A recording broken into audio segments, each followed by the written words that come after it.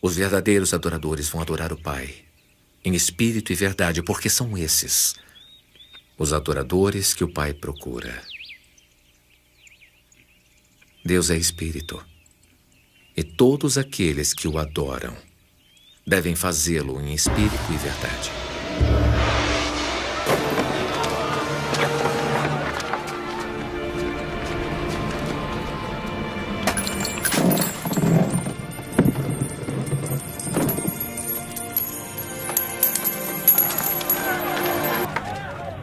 Parem de transformar a casa do meu pai num mercado. Que sinal nos mostra para provar-nos que tem o direito de agir assim? Destruam esse templo. E em 3 dias eu o levantarei. Tu o levantarás em 3 dias? A construção desse templo demorou 46 anos. Mas o templo de que Jesus falava era o seu corpo.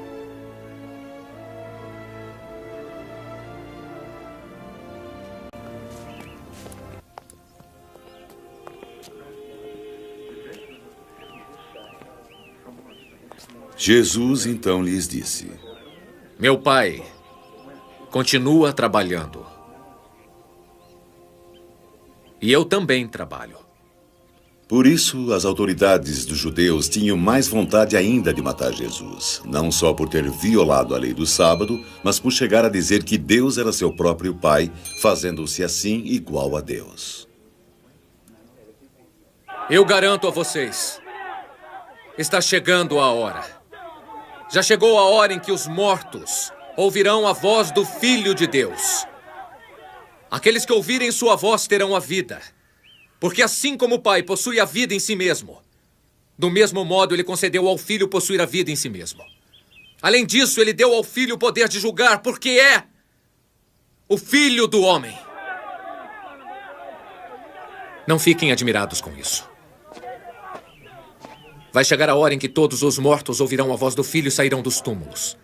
Aqueles que fizeram o bem vão ressuscitar para a vida. Os que praticaram o mal vão ressuscitar, mas para a condenação. Eu não posso fazer nada por mim mesmo. Eu julgo conforme o que escuto e o meu julgamento é justo. Porque não procuro fazer a minha vontade, e sim a vontade daquele que me enviou. Se eu dou testemunho de mim mesmo, meu testemunho não vale como prova real. Mas há outro que dá testemunho em meu nome. E eu sei que o testemunho que ele dá de mim é válido. João, foi para ele que enviaram mensageiros, e ele deu testemunho da verdade. Eu não preciso do testemunho de um homem, mas eu falo isso para que todos vocês sejam salvos. João era como uma lâmpada que estava acesa e iluminava, e vocês quiseram se alegrar com sua luz. Mas eu tenho outro testemunho em meu nome, que é bem maior que o testemunho de João. O que eu faço são as obras que meu pai me concedeu realizar. As obras que eu faço dão testemunho de mim. Elas testemunham mostrando que quem me enviou foi meu pai. E o pai que me enviou também deu testemunho a meu favor. Nunca ouviram a voz dele, nem viram a sua face. Assim a palavra dele não permanece em vós. Não acreditam naquele que ele enviou. Estudam as escrituras pensando que vão achar nelas a vida eterna. No entanto, elas dão testemunho de mim. Mas não querem vir a mim para ter a vida eterna. Eu não aceito o elogio dos homens, pois eu já os conheço muito bem. E eu sei que o amor de Deus não está dentro de vós. Eu vim em nome do meu pai, mas não quiseram me receber. Mas se outro vem em seu próprio nome, o receberão. Gostam de receber elogios uns dos outros, mas não buscam a glória que vem do Deus único.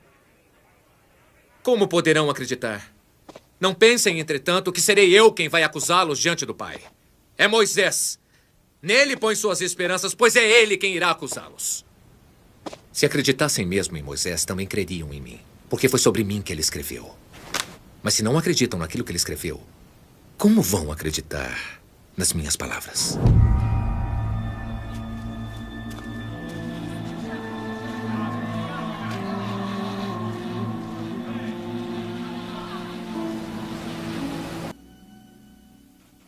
Está escrito: Todos os homens serão instruídos por Deus. Todo aquele que escuta o Pai recebe sua instrução. Vem a mim. Não que alguém já tenha visto o Pai. O único que viu o Pai é aquele que vem de Deus, e eu garanto a vocês: quem acredita possui a vida eterna. Eu sou o pão da vida.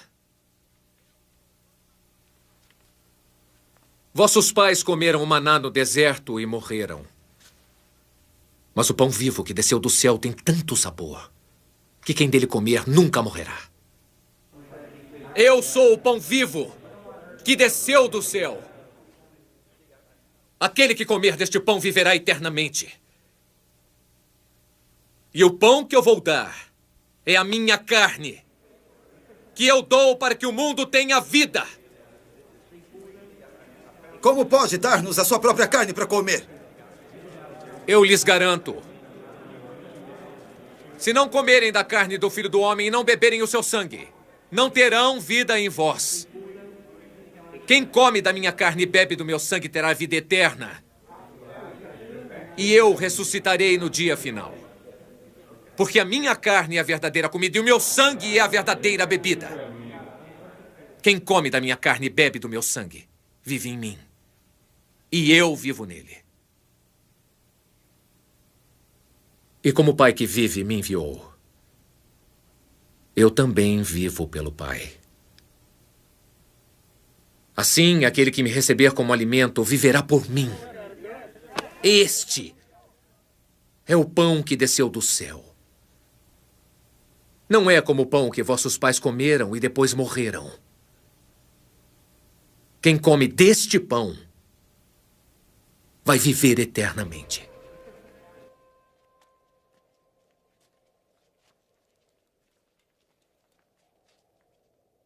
Como é que esse homem tem tanta instrução se ele nunca estudou?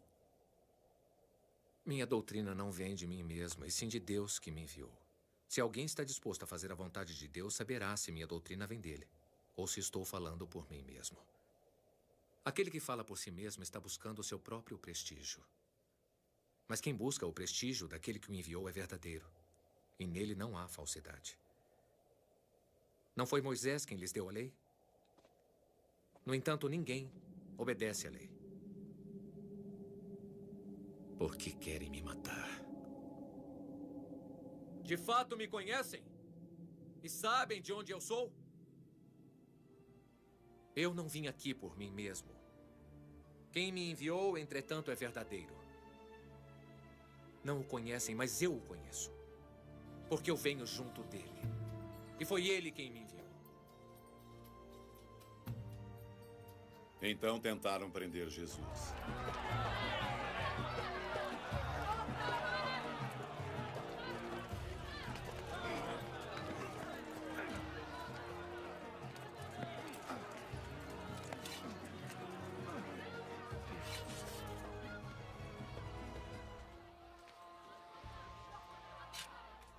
Mas ninguém encostou a mão nele, porque sua hora ainda não tinha chegado.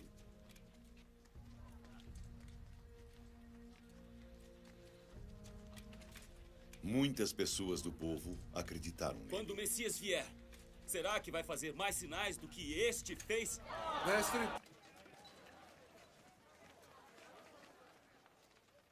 esta mulher foi apanhada no próprio ato, cometendo adultério.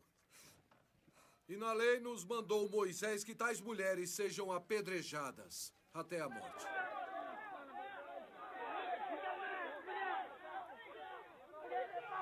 Tu, pois, o que dizes?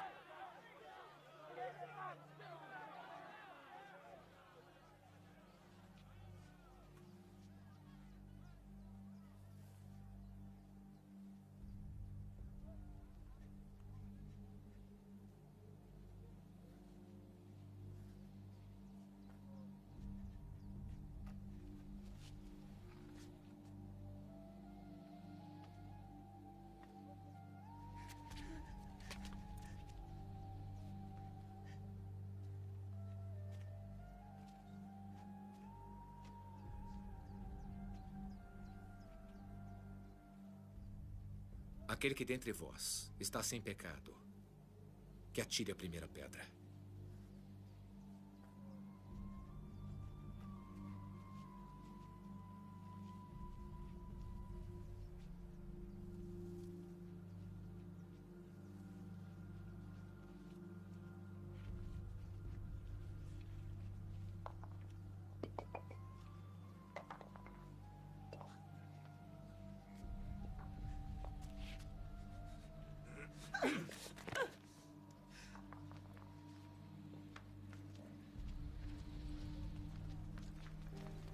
Se permanecerem na minha palavra, verdadeiramente serão meus discípulos. Conhecerão a verdade e a verdade os libertará. Somos descendência de Abraão e nunca fomos escravos de ninguém. Como dizes tu que seremos livres? Eu garanto que todo aquele que comete pecado é servo do pecado. O servo nunca fica para sempre em uma casa, mas o filho fica lá para sempre. Se, pois, o filho vos libertar, verdadeiramente sereis livres. Bem sei que sois descendência de Abraão, contudo procurais matar-me, porque a minha palavra não está em vós. Eu falo do que vi junto de meu pai. E vós fazeis o que viste junto de vosso pai. Nosso pai é Abraão. Se realmente fossem filhos de Abraão, fariam as mesmas obras que ele fez. Mas agora procurais matar-me. A mim, homem que vos tem dito a verdade que de Deus tem ouvido. Abraão não fez nada disso. Vós fazeis as obras de vosso pai. Temos um pai que é o próprio Deus. E somos seus verdadeiros filhos. Se Deus realmente fosse vosso pai, certamente me amariam, pois eu saí de Deus e agora estou aqui.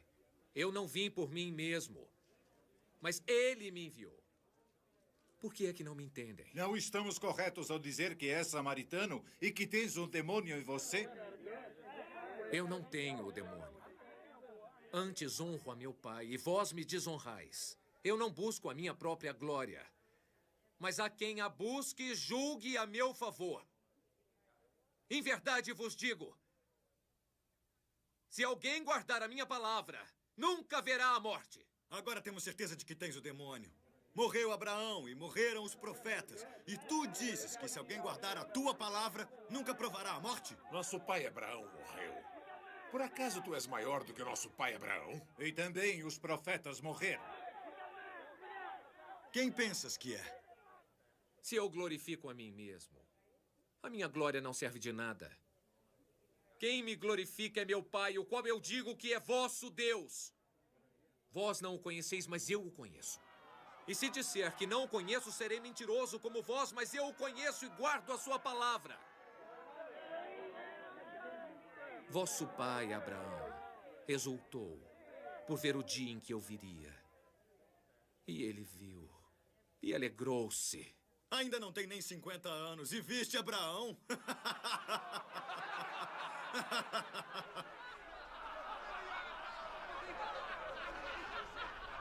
Em verdade vos digo,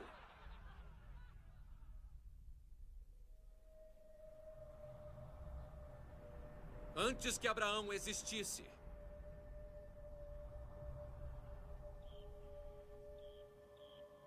eu sou. Blasfêmia! Blasfêmia! Apedrejem-no! Isso é blasfêmia! Blasfêmia! Ele é um mentiroso, um farsante! Isso é uma farsa! Apedrejem-no! Apedrejem-no! Apedrejem-no! Apedrejem-no! Apedrejem-no! Mentiroso! Apedrejem-no! Apedrejem-no! Ele mente! Apedrejem-no!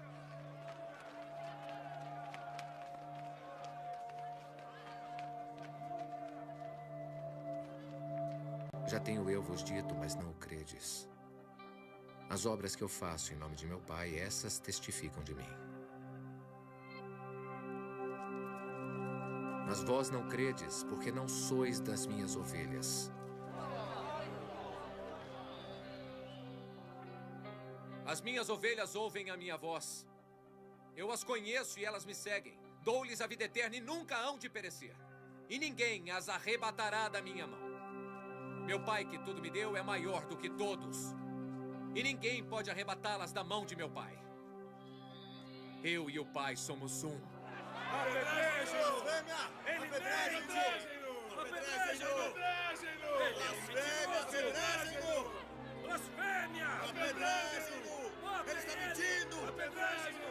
Apedrejem-no! Blasfêmia! Blasfêmia!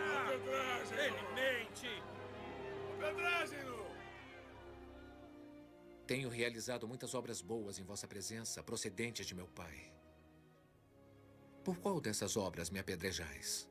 Não queremos te apedrejar por alguma obra boa, mas pela tua blasfêmia. Porque sendo tu homem, te fazes Deus a ti mesmo. Blasfêmia! Apedrejem-no! Blasfêmia! Apedrejem-no! Ele é um farsante! Mentiroso!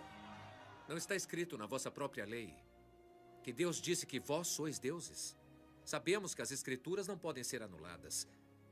E Deus chamou as pessoas de deuses, aqueles a quem a palavra de Deus foi dirigida. Quanto a mim, a quem o Pai santificou e enviou ao mundo, como podeis vós dizer que blasfemo? Porque digo que sou filho de Deus?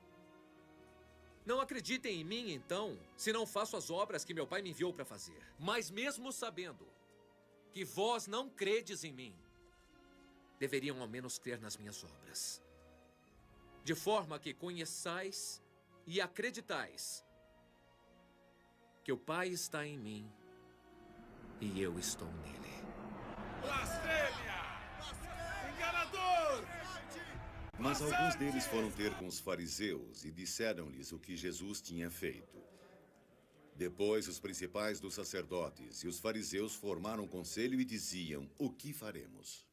Porquanto este homem faz muitos sinais, se deixarmos que continue assim, todos crerão nele. E virão os romanos e tirar-nos-ão nosso lugar e a nação.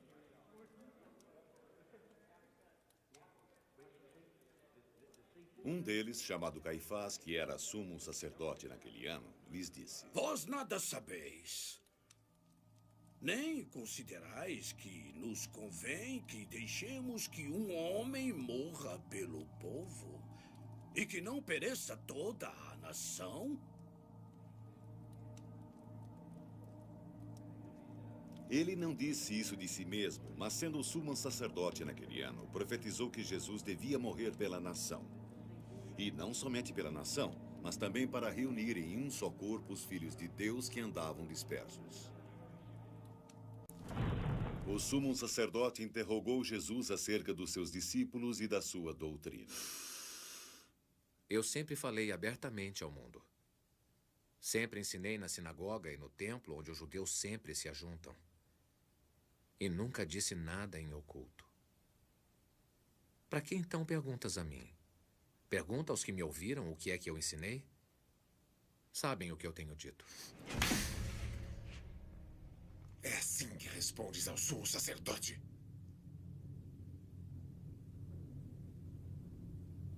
Se alguma vez falei mal, dá testemunho do mal. Mas se eu digo o bem,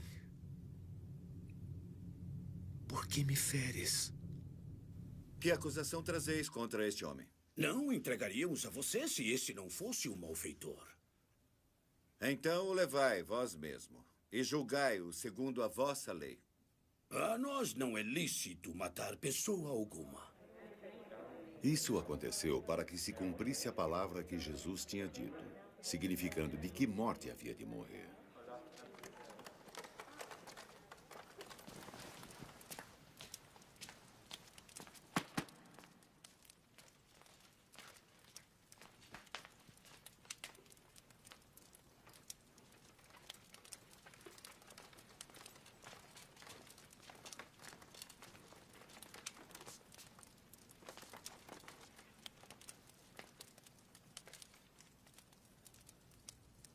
Tu és o rei dos judeus? Tu dizes isso por ti mesmo? Ou foram outros que lhe disseram isso? Porventura sou eu judeu? A tua nação e os principais dos sacerdotes entregaram-te a mim. O que fizeste? O meu reino não pertence a este mundo. Se o meu reino fosse deste mundo, lutariam os meus servos para que eu não fosse entregue às autoridades dos judeus. Não. O meu reino não é daqui. Logo, tu és rei. Tu dizes que sou rei. Eu para isso nasci e para isso vim ao mundo. Dar testemunho da verdade. Todo aquele que diz a verdade, ouve minha voz. E o que é a verdade?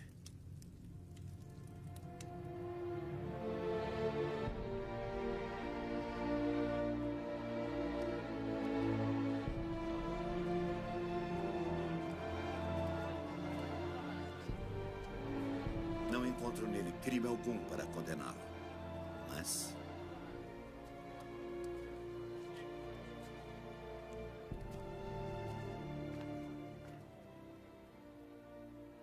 Vós tendes por costume que eu vos solte alguns dos prisioneiros pela Páscoa. Quereis, pois, que vos solte o rei dos judeus? Solte Barrabás!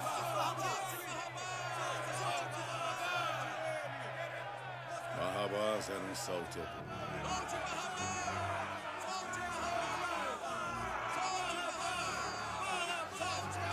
Queremos que solte Barrabás!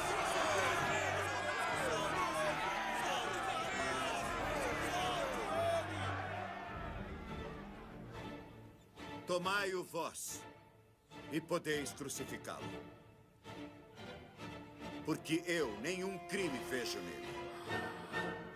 Nós temos uma lei, e segundo a nossa lei, deve morrer porque se fez filho de Mas Deus. aquele que me entregou a ti, maior pecado tem. Desde então, Pilatos procurava alguma forma de soltá-lo. Se soltas este, significa que não és amigo de César.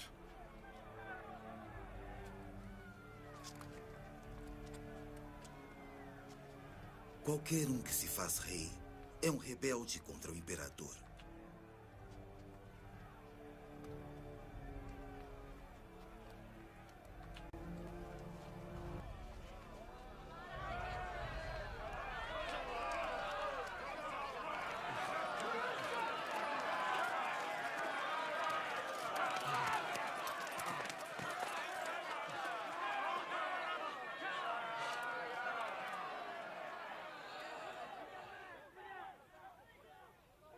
Eis aqui vosso rei. Mate-o!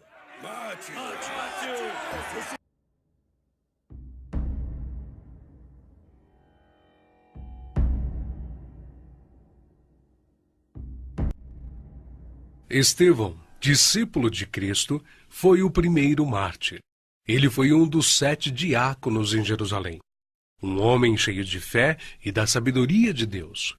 Seu martírio foi ocasionado pela fidelidade com a qual pregou o Evangelho aos entregadores e assassinos de Cristo. Foram excitados eles a tal grau de fúria que o expulsaram para fora da cidade e o apedrejaram até matá-lo. E apedrejaram a Estevão, que em invocação dizia: Senhor Jesus, recebe o meu espírito. E pondo-se de joelhos, clamou com grande voz: Senhor, não lhes imputes este pecado. E tendo dito isto, adormeceu. O próximo mártir que encontramos no relato de Lucas, no livro dos Atos dos Apóstolos, é Tiago, filho de Zebedeu. Ganhava vida como pescador, mas quando Cristo o chamou para ser seu discípulo, abandonou sua profissão, seu pai, seu barco e seguiu a Jesus. Por ordem de Herodes Agripa, foi preso e decapitado em Jerusalém em meados dos anos 42 e 44, tornando-se assim o primeiro dos apóstolos a receber aquele cálice que ele mesmo tinha dito ao Salvador que estava disposto a beber. Filipe era natural da cidade de Betsaida, na Galileia, cidade de André e Pedro, um dos primeiros a ser chamado por Jesus, a quem trouxe seu amigo Natanael, dizendo que havia encontrado aquele de quem Moisés e os profetas haviam escrito, ou seja, a Jesus de Nazaré, o verdadeiro Messias. Historiadores afirmam que Filipe pregou na Frígia e foi apedrejado em Hierápolis. Tiago, chamado Menor, filho de Alfeu, evangelizou nas regiões da Palestina e no Egito. De acordo com escritos primitivos, foi martirizado com a idade de 99 anos no ano 62 da era cristã, espancado e apedrejado pelos judeus, os quais usaram de um cacetete para feri-lo no crânio com requintes de crueldade. Também chamado Filho da Consolação, Barnabé era levita, natural de Chipre, um homem cheio do Espírito Santo. Foi companheiro de Paulo em muitas viagens. Vendeu seus bens e terras para ajudar os apóstolos na missão de pregar o Evangelho. Segundo a história nos conta, Barnabé foi torturado, arrastado com uma corda amarrada ao seu pescoço e depois queimado vivo. Evangelista Marcos. Foi ele quem, na companhia do apóstolo Pedro, escreveu o primeiro dos 4 evangelhos. Relatos contam que pagãos o arrastaram pelas ruas de Alexandria ao ponto de ser despedaçado. Simão Pedro era pescador em Cafarnaum, onde morava com sua sogra. Seu irmão André o levou até Cristo. Logo depois foram chamados a deixarem suas redes para se tornarem pescadores de homens. E eles deixaram imediatamente as suas redes e o seguiram. Em sua primeira pregação em Jerusalém, após a descida do Espírito Santo, se converteram à fé quase 3.000 almas em um único dia. Em outra ocasião, foi preso junto com o apóstolo João. Foi açoitado e advertido a nunca mais falar no nome do Senhor Jesus. Mas ousadamente respondeu: mais importa obedecer a Deus do que aos homens. Entre muitos outros santos, o bem-aventurado apóstolo Pedro foi condenado à morte e crucificado em Roma por ordem de Nero. A história relata que ele mesmo pediu para ser crucificado de cabeça para baixo, porque se considerava indigno de ser crucificado da mesma forma que o seu Senhor. Saulo, depois nomeado Paulo, nasceu na cidade romana de Tarso. Era de descendência judaica, hebreu da tribo de Benjamim. Era um homem culto, discípulo de Gamaliel, fariseu e, sendo extremamente zeloso da lei do Monte Sinai, perseguiu furiosamente a Igreja de Cristo e, enfurecido demasiadamente contra eles, até nas cidades estranhas os perseguiu. Sobre o que, indo então a Damasco, com poder e comissão dos principais dos sacerdotes, ao meio-dia, ó rei, vi no caminho uma luz do céu que excedia o esplendor do sol, cuja claridade me envolveu a mim e aos que iam comigo. E caindo nós todos por terra, ouvi uma voz que me falava, e em língua hebraica dizia: Saulo, Saulo, por que me persegues? Dura coisa te é recalcitrar contra os aguilhões. E disse eu: quem é, Senhor? E ele respondeu: eu sou Jesus a quem tu persegues.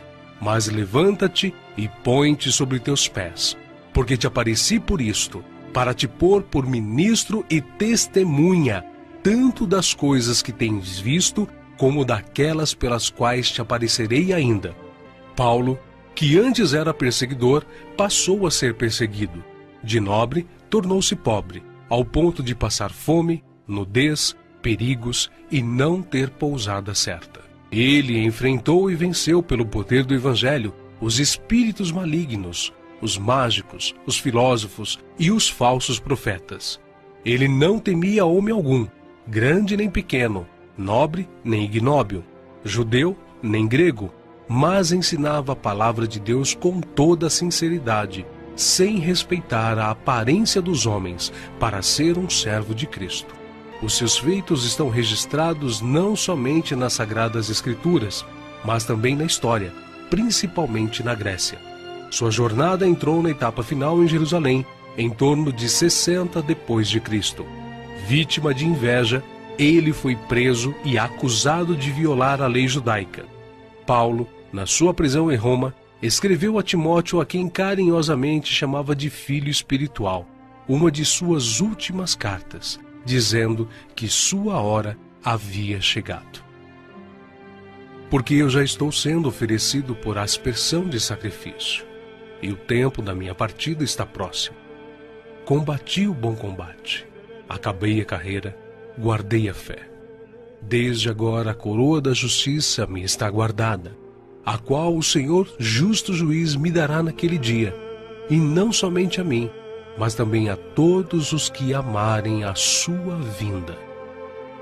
Segundo os registros antigos, Paulo foi decapitado a mando do imperador Nero, mas suas cartas continuam vivas, testificando da verdade e do amor de Cristo até os dias de hoje. André, irmão de Pedro, pescador e discípulo de João Batista, pregou o evangelho a muitas nações da Ásia, mas, ao chegar a Acaia, foi preso e crucificado numa cruz em forma de X. Daí, então, a origem do termo de Cruz de Santo André. Bartolomeu tem sido identificado muitas vezes na Bíblia como Natanael. Era natural de Caná da Galileia. Recebeu de Jesus uma palavra edificante. Eis aqui um verdadeiro israelita em quem não há dolo. Exerceu seu ministério na Anatólia, Etiópia, Armênia, Índia e Mesopotâmia. Foi esfolado vivo e crucificado de cabeça para baixo na Armênia. Tomé, também chamado Dídimo, era nativo da Galileia. Só acreditou na ressurreição de Jesus depois que viu as marcas da crucificação. Segundo a tradição, sua obra de evangelização se estendeu à Pérsia e Índia. Consta que seu martírio se deu por ordem do rei de Milapura, na cidade indiana de Madras, no ano 53 da era cristã. Foi lançado em uma fornalha. Mateus, filho de Alfeu, também chamado de Levi. Mateus foi cobrador de impostos, um publicano nos domínios de Herodes Antipas, em Cafarnaum. Os publicanos eram odiados pelos judeus, os quais consideravam esta profissão desonesta, pelo fato de se sentirem obrigados a terem que pagar impostos aos romanos. Mateus ganhava vida nesta profissão, mas Cristo o encontrou, ordenando-o que o seguisse. Mateus então abandonou seu emprego público, deixando tudo para seguir ao Senhor. Escreveu seu evangelho na língua hebraica, que foi depois traduzido para o grego por Tiago, o menor. Mateus percorreu a Judéia, a Etiópia e a Pérsia, pregando e ensinando. Segundo alguns historiadores, ele foi cravado na terra e decapitado na Etiópia. Simão Zelote era um homem que pertencia a um grupo de pessoas insurgentes, revolucionários contra o governo de Roma. Foi crucificado no fim da perseguição iniciada por Nero. Matias foi escolhido pelos apóstolos a preencher a vaga deixada por Judas.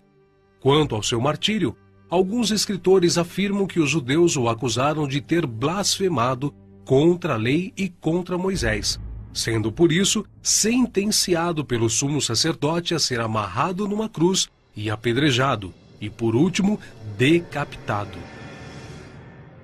O médico e evangelista Lucas foi autor do evangelho que leva seu nome e do livro de Atos.